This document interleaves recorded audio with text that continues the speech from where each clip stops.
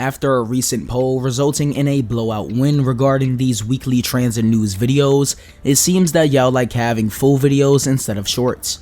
For those who voted for the short videos, you may still find those versions on Instagram and TikTok. Anyways, we have a bunch of MTA news to talk about this week, so let's start knocking them out.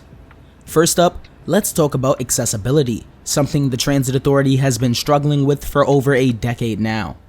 Last week Wednesday, MTA CEO Janno Lieber said that the agency would add elevators and ramps to 95% of the subway stations by, wait for it, 2055, a full 33 years. Yeah, I'm not happy about the timeline either, but it is good to know that the MTA is committed to making most of the system stations accessible, even if it will take over 3 decades to do so.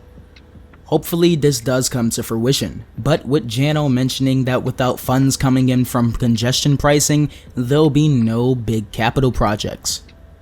What is going to be funded by congestion pricing?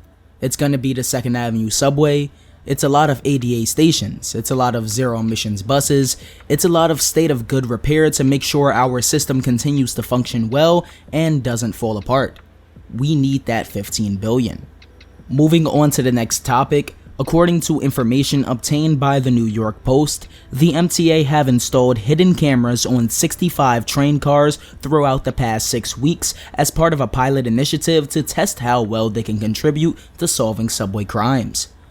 Subway President Richard Davies said in an interview on Tuesday, last week of course, "There are 2 cameras per car. I've actually seen some video from the pilot and they are very clear. It's a deployable camera. It will record a loop for a period of time, and if there is an incident on a train, we can get into that camera and get video. Most of them are hidden, so customers wouldn't be able to see them. The thing is, why hide them? They should be visible to everyone so they know they're being watched. That might actually prevent some crime from occurring on the trains, instead of just using them to catch criminals after the fact." Davey did say that the MTA will eventually put up signage to inform passengers that they are being watched, but knowing the MTA, eventually means in 10 years. To put my 2 cents into this, don't you all think that the NCT should have came pre-equipped with cameras? They might have been able to prevent and solve so many crimes in the past 20 or so years that they have been in service.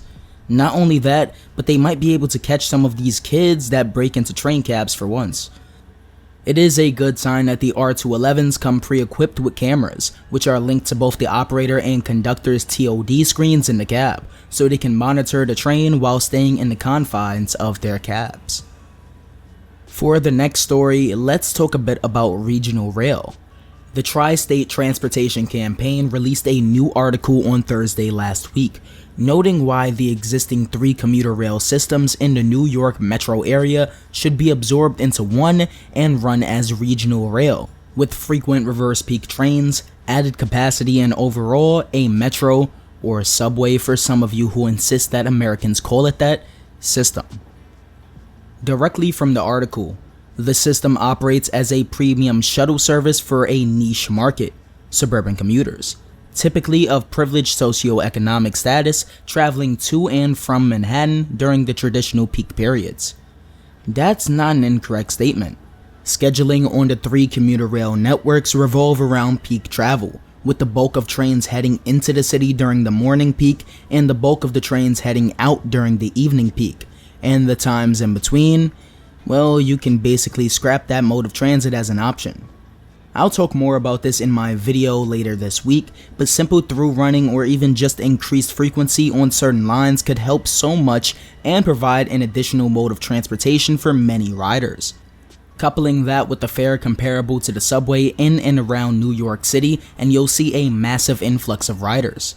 Suddenly, more of the New York metro area becomes more accessible by the millions of transit users in the Northeast.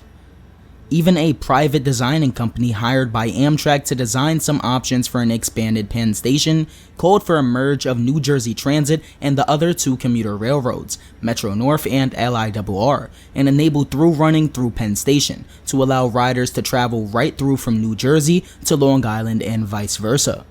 Even though all of this sounds great and is great, there is one main issue, and that is the different power systems each system uses. If I recall correctly, the LIRR uses above running third rail, while the Metro North uses under running and New Jersey Transit uses overhead catenary. That's for the inner section of the New York metro area. Of course, they run diesel trains and all that, but that's not what we're talking about here.